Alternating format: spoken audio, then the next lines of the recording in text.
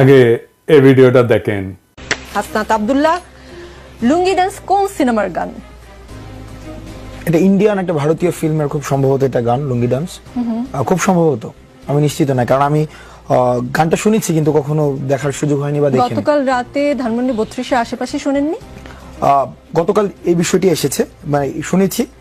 দেখুন, বঙ্গবন্ধু একটি মীমাংসিত সত্য এবং মীমাংসিত বিষয় ইতিহাসে।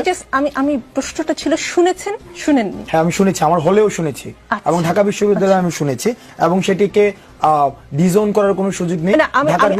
আমার প্রশ্ন শুধু অতটুকুই ছিল, শুনেছেন অথবা শুনেননি। জি, আমি একটু বলছি, লুঙ্গি ডান্স হচ্ছে চেন্নাই এক্সপ্রেসের সিনেমার গান। এটা 2013 সালে মুক্তি পেয়েছে সিনেমাটি, এবং এই গানটিতে কণ্ঠ দিয়েছেন হানি সিং নামে একজন গায়ক, এবং এই গানটি রজনীকান্তকে ট্রিবিউট করে এই গানটি করা। মানে তারা তাদের সিনিয়র অভিনেতাদেরও এতটাই সম্মান দেন যে এইরকম একটা বড় সিনেমায় শুধুমাত্র তাকে ট্রিবিউট করে একটি গান করা হয়েছে। এখন আপনাকে প্রশ্ন করতে চাই, গতকাল রাতে ধানমন্ডিতে যারা লুঙ্গি ডান্স করেছেন তারা কারা? আমি এখানে তৃতীয় কোন পক্ষ এমন কেউ করেছে আমরা করিনি, ষড়যন্ত্রের গন্ধ, গত 15 বছর এগুলো আমি শুনেছি। হাসনাত আব্দুল্লাহ, বেশ শুনেছি। রাত 1টা-2টা থেকে এই গান শুরু হয়। আমাদের সংবাদকর্মী ছিলেন সেখানে 2-3 ঘন্টা বা তারও বেশি সময় ধরে চলে। এতক্ষণ পর্যন্ত আপনাদের কানে খবরটি যায়নি এবং আপনারা এসে সেটা থামানোর চেষ্টা করেননি। এইটা কি আসলে আমাকে বিশ্বাস করতে বলেন? মাইয়ার খুব লাগিছে লুঙ্গি ডান্স নিয়ে দেখতেছি। দাঁড়াও মাইয়া, তোমার ড্যাডির লুঙ্গি খুলে দিচ্ছি, আসো। লুঙ্গি ডান্স কেন দেওয়া যাবি না? শেখ মুজিবকে খুব বেশি বুঝে গেছো না? হ্যাঁ, এই যে বুঝে রাখেন, বুঝছেন, এই যে আওয়ামী লীগ কলে ফিরে আসবে এই যে সংখ্যালঘুর ঘাট ধরে আর নারীর ঘাট ধরে, বুঝছাও তো? এইগুলারে আগে সাইজ করে রাখতে হবে। আচ্ছা, আর একটা জিনিস একটু দেখে নেই, ধানমন্ডি 32 নম্বরের 2 পাশে ব্যারিকেডকে দিছে সেনাবাহিনী নাকি স্বরাষ্ট্র মন্ত্রণালয়? সিদ্ধান্তটা কার? মানে আমার জানা দরকার আর কি, কুরকুরানিটা কার? সুপুর নাকি উপদেষ্টার? 32 নম্বরকে প্রোটেকশন দেওয়া যাবে না, সোজা হিসাব। 32 নম্বরের সাথে আমাদের সকল বোঝাপড়া শেষ হয় নাই। যে ব্যারিকেড বসাইছেন সেটা সরান। ভালো করে কইতেছি, ব্যারিকেড না সরাইলে কিন্তু মহাবিপদে পড়বেন। লাঠিগুলি টিয়ার গ্যাস দিয়ে বিপদ ঠেকাইতে পারবেন না। কি বিপদে পড়বেন ভিডিওর শেষে কমুনি। ধানমন্ডি 32 নম্বরের সাথে আমাদের হিসাব আছে। ওই বিল্ডিং এর প্রত্যেকটা ইট জনগণ খুলে নেবে, তারপরে ওই বিল্ডিং এর মুক্তি। জনগণের সাথে ফয়সালা শেষ। অনেকে কইতেছেন মুজিবের কি কোনোই ভূমিকা নাই? থাকবে না কেন? হাসিনার মতো একটা রাক্ষসী জন্ম দিছে। মানুষের ঔরসে রাক্ষসী জন্মানোর তো কোনো উদাহরণ নাই আগে, তাই না? আর মুজিব কি করেছে? স্বাধীনতার নেতা ছিল। আজ এনে বিষয়টা দেখি। তো মুজিবের যদি স্বাধীনতার জন্য অবদান থাকে, তো জিন্নাহ সাহেবেরও আছে না? আছে তো। তিনি না থাকলে কি আমরা এই মানচিত্র পাইতাম বাংলাদেশের? এই মানচিত্রটা কার দেওয়া? এটা তো জিন্নাহ সাহেবের দেওয়া। তো জিন্নাহ সাহেবকে আমরা এখন সালাম ঠুকি নাকি? হ্যাঁ, কি মানবেন? আজ আর একটা উদাহরণ দিই ইতিহাস থেকে। মুসলিম লীগ আমাদের জমিদারি উচ্ছেদ আন্দোলনের নেতৃত্ব দিল। আমাদের যুগ যুগের এই যে তিতুমির যে লড়াই করলো, হাজী শরীয়তুল্লাহ লড়াই করলো, এই যে নুরুদ্দিন লড়াই করলো, কার জন্যে? জমিদারি উচ্ছেদের জন্য। তো এই জমিদারি উচ্ছেদ আন্দোলনের নেতৃত্ব দিল কে? মুসলিম লীগ। তো জমিদারি প্রথা উচ্ছেদ করলো কে? আমাদের প্রথম রাষ্ট্র পাকিস্তান উপহার দিল কে? মুসলিম লীগ। তো আমাদের পূর্ববঙ্গের সব রাজনৈতিক নেতৃত্ব করতো মুসলিম লীগ। মৌলানা ভাসানী বলেন, শেখ মুজিব বলেন, শেরে বাংলা বলেন, সবাই কে না? এই মুসলিম লীগ তারপরে ক্ষমতায় যায় জনগণের বিরুদ্ধে দাঁড়ায় মুসলিম লীগ নিশ্চিহ্ন হয়ে যায় নাই? আমরা কি এখন মুসলিম লীগের নামে জয়ধ্বনি দেই, জয়গান করি? মুসলিম লীগের নামে করি না। এত গৌরবজনক অর্জন থাকা সত্ত্বেও তো কেন করি না? তাইলে ওটার জবাব দেন আগে। আচ্ছা, আর একটা এক্সাম্পল দেই ইতিহাস থেকে। বাংলায় বর্গিরা আসতো, জানেন তো? ওই যে খোকা ঘুমালো পাড়া জুলালো, বর্গি এলো দেশে, বুলবুলিতে ধান খেয়েছে, খাজনা দেবো কিসে? 1741 সাল থেকে মারাঠারা বাংলায় আক্রমণ করে লুট তরাজ, ধর্ষণ, কি না কি, খুন খারাপি, এই সমস্ত চালাইতে থাকে। পরবর্তী দীর্ঘ 10 বছর ধরে মারাঠাদের এই আক্রমণ চলতে থাকে। এরাই হইতেছে সেই বর্গি যাদের কথা আমি বলছি আগের এপিসোডে। সে অংশটা দেখান এডিটর সাহেব, গঙ্গারামের কবিতা সহ। সবাই পালাই গেছে বর্গি আসার খবরে। তারপরে গঙ্গারাম লিখতেছে, এই মতে সব লোক পলাইয়া যাইতে আচম্বিতে বর্গি গেরিল আইসার সাথে।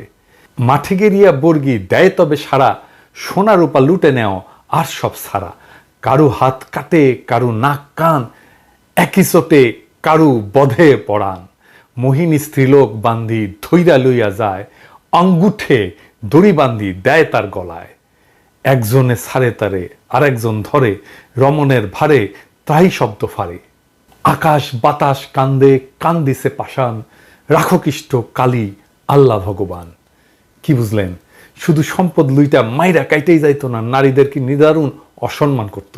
এই ইতিহাস আপনাকে কেউ বলছে? বলেনি, বলবেও না। শুধু শুনবেন 2 লাখ মা বোনের ইজ্জতের বিনিময়ে স্বাধীনতা পাইছি, যেন এর আগে কোনো আমাদের ইতিহাস নাই। এই যে বর্গীদের অত্যাচার, এই যে বর্গীদের আক্রমণ, এই যে বর্গীদের নিপীড়ন, এটা বর্গীদেরকে কে পরাজিত করছিল জানেন? কে বাংলার অসহায় মানুষদের মুক্তি দিছিল বর্গীর অত্যাচার থেকে নিজ বিক্রমে? কে? কোন সেই বীর জানেন?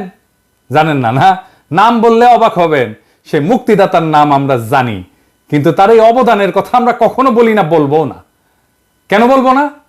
কারণ সেই বীর যে বর্গীর আক্রমণ থেকে বাংলাকে বাঁচাইছিল, বর্গীদের পরাজিত করছিল, সমূলে নির্বংশ করছিল, তার নাম হচ্ছে মীর জাফর আলী খাঁ। হ্যাঁ, সেই মীর জাফর, যে পলাশির আম্র কাননে সমস্ত সৈন্য নিয়ে নিশ্চুপ পুতুলের মতো দাঁড়াইছিল, সেই মীর জাফর আলীবর্দী খানের তরুণ সেনাপতি হিসাবে বর্গীদের পরাস্ত আর সমূলে পরাজিত করে। এই জন্য আলীবর্দী খান এতই তারে পছন্দ করত যে তার সাথে আত্মীয়তার সম্পর্ক করে এবং উড়িষ্যার শাসনকর্তা নিয়োগ করে। শেখ মুজিবও আর এক মীর জাফর। স্বাধীনতার আন্দোলনের নেতা কিন্তু বর্বর স্বৈর শাসক আর হাসিনার ফ্যাসিস্ট শাসনের আইকন। তাই স্বাধীনতা যুদ্ধের ভূমিকা যা কোনোভাবে মীর জাফরের বর্গীদের বিরুদ্ধে বীরত্বের সাথে লড়াই করার সাথে তুলনীয় না, তাকে আমাদের স্মরণীয় বরণীয় ভাবার কোনো দায় নাই। মীর জাফরের বিশ্বাসঘাতকতা তার মুক্তিদাতার ভূমিকাকে যেভাবে নিশ্চিহ্ন করে দিচ্ছে, ঠিক একইভাবে স্বাধীনতা যুদ্ধে মুজিবের ভূমিকাকে আমরা কোনোভাবেই সেলিব্রেট করতে পারি না। তার স্বৈর শাসন এবং তার ফ্যাসিবাদের আইকন হওয়া তার মুক্তিযুদ্ধের স্বাধীনতার ভূমিকাকে নিশ্চিহ্ন করে দিচ্ছে। যদি মুজিবকে সেলিব্রেট করতে হয়, তাহলে বর্গীদের বিরুদ্ধে মীর জাফরের বিরুদ্ধকে আগে সেলিব্রেট করতে হবে।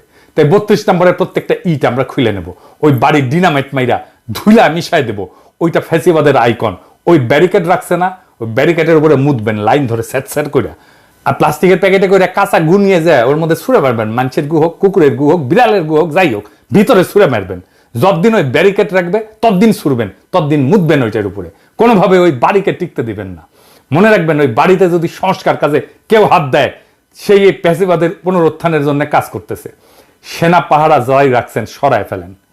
জনগণের অসমাপ্ত কাজ সমাপ্ত করতে দেন। 15ই আগস্ট গণতন্ত্র মুক্তি দিবস, বাংলাদেশের মানুষ উৎসব করবে, আমরা উৎসব করব। তুই বলার কে রে? হ্যাঁ, লুঙ্গি ড্যান্স না কি করছে? 100 বার করবো লুঙ্গি ড্যান্স। মুজিব বন্দনা বাংলাদেশে করা যাবে না। এই যে যারা কয় যে করলে ইতিহাসের বিরুদ্ধে হবে, ওদের বলবেন মীর জাফর আলী খাঁকে তাইলে আমাদের আগে সম্মান দিতে হবে। ওইটা ইতিহাস না? বর্গীর আক্রমণ ইতিহাস না? খালি পাকিস্তানের শোষণই ইতিহাস? পাকিস্তানের শোষণ তো বর্গীর আক্রমণের তুলনায় কিছুই ছিল না। মুজিবের আগে মীর জাফরের হিস্সা আছে বাংলার ইতিহাসে, তাহলে ওইটা নিশ্চিত করেন। তো মাইয়া সাবধান হইয়া যাও। এরপরে যদি বাড়াবাড়ি করো না, আজকে কিছু কইলাম না, আজকে খালি ওয়ার্নিং দিয়ে গেলাম, এরপরে যদি কিছু করো না, তোমরা গেলো ধর্ম এমকে করে ধর্ম টের পাবা। এবার আসেন একজন শহীদের আলাপ করি।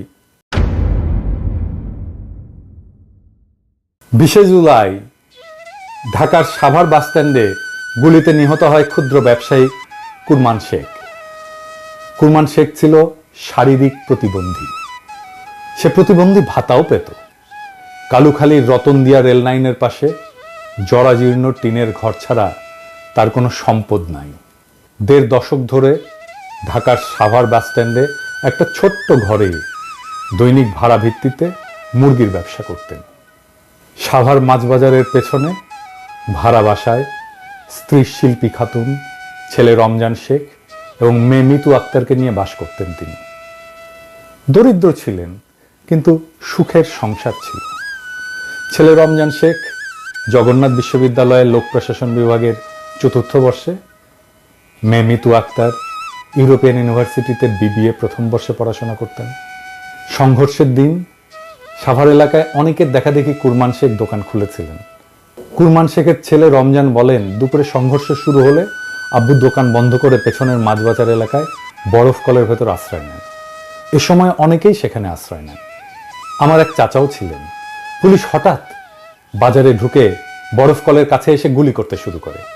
নিহত কুরমান শেখের স্ত্রী শিল্পী খাতুন বলেন, সে প্রতিবন্ধী ভাতাও পেত, সোজা হয়ে দাঁড়াতে পারত না, ঠিকমতো হাঁটতেও পারত না। ছেলেকে বিসিএস ক্যাডার এবং মেয়েকে ব্যাংকার বানাবে বলে অনেক কষ্ট করত। সে কোনো দল করত না। আমার স্বামী হাত জোর করে পুলিশের কাছে বলেছিল, স্যার আমি অসুস্থ, ব্যবসা করে খাই, আমারে গুলি কইরেন না। এরপর গুলি করে হত্যা করে পুলিশ কুরমান শেখকে নির্বিকারভাবে। হাসিনার পুলিশ এভাবেই হয়ে উঠেছিল ট্রিগার হ্যাপি, ইনডেমনিটি পাওয়া উর্দি পরা খুনি, যাদের খুন, দুর্নীতি, নির্যাতন, নিপীড়ন করলে কোনো শাস্তি পাওয়ার কোনো ভয় ছিল না। এই বিপ্লবের প্রথম প্রহরেই সেই পুলিশ নিদারুণভাবে কাপুরুষের মতো পরাস্ত হয়েছে সারা দেশে। এদের পান্ডারা হয়েছে পলাতক। কিন্তু এই ইতিহাস আমরা লিখে যাব, বলে যাব যুগ যুগ ধরে, যেন মানুষ এই অমানুষগুলোকে চিনে রাখে, যেন মানুষ এই হাসিনার দুঃশাসনকে চিনে রাখে, যেন মানুষ হাসিনার এই রক্ত পিপাসাকে মনে রাখে। ইনকিলাব জিন্দাবাদ।